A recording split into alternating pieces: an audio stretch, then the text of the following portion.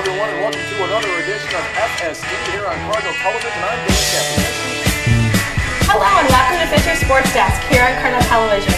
This week's Athletes of the Week, both on our lacrosse team. First, Brian Cummings, the goaltender for Fisher, as well as Katie Glavin on the women's side. Eric Hayes went 3 for 4 with 3 runs scored and 2 RBI. Katie Botkins went 2 for 3 with 4 RBI, including a home run.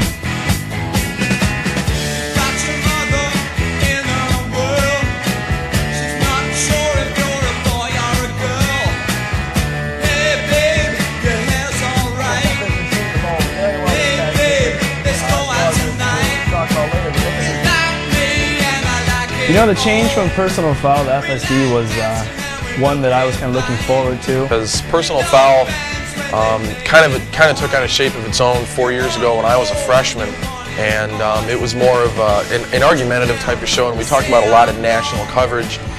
And you know, Seth and I both thought that, I mean, we should be talking about Fisher sports, you know, because I mean we are Cardinal Television. It benefited our campus a lot, considering, you know, we were focusing all of our efforts on the campus sports, and we kind of took what a lot of people thought was an extraneous look at national sports anyway. And then, I thought it was a great transition. It worked very well, and everybody really seemed to do a pretty good job with it.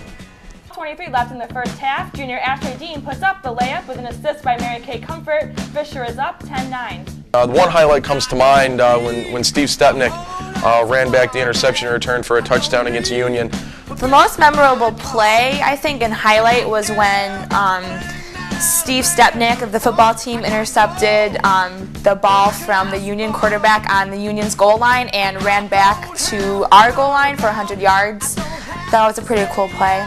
That Steve Stepnick 100-yard return for a touchdown on an interception, it's just, first of all, it's a long highlight because the kid's running 100 yards. Marati now with his sights on the end zone, looks right to Angeletta, but it's picked off by Steve Stepnick at the goal line, and Stepnick looks to be down on more than one occasion, but says, hey, I'm going to pack my bags, tip the bellhop, and I'm checking out of this place as he heads across midfield and rumbles for the far sideline. Tom Arcidiacono tried to get him at the last second, but couldn't quite bring him down as Stepnick goes in for the score, put the nail in the coffin for the Cardinals, 35-3. And I think what the most memorable part was Danny's call about it. Something about tipping the bellhop and he's checking in. I don't know, but it worked really well and it was hilarious. Looks to be down on more than one occasion, but says, hey, I'm going to pack my bags, tip the bellhop, and I'm checking out of this place. With a double-double, 10 points, 10 boards, and 6 blocks. Fisher looked great throughout the game, and they looked forward to building some momentum going into the weekend action. For FSD purposes, you know, we covered all the teams pretty pretty evenly and pretty fairly. But looking at the broadcast aspect, you know, both Danny and I were really involved with the football team, and we got to know the guys, and on 2 occasions we actually traveled with the team. You're going to have to really say the football team. They just went to extremely new heights this season, a place where I think we all had an idea that they could get there, but the way that season went, it was really just, it was magical. This is going to sound so redundant, because I'm going to say the football team because we went to the Final Four, and I still sometimes don't totally grasp the fact that we went so far.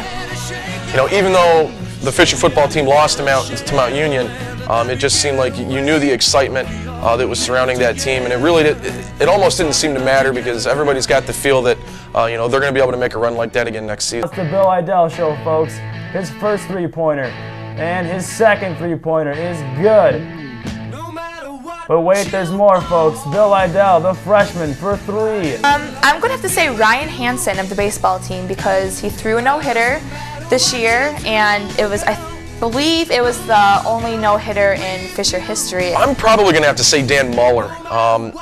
You know, I had a chance to watch, I think, every single home basketball game this season, and there were just times during a game when Danny'd get the ball, and he would literally shoot the ball from anywhere on the floor, and you knew that there was a 90% chance that it was going to go in. What Rob Kramer came in and how he stepped up and what he did this year for the football team and brought them really to the next level.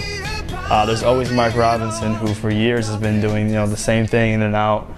I think FSD is only going to get better. The more people we can get involved with this program, the better. We're going to have a lot more capabilities afforded to us as far as what we can do.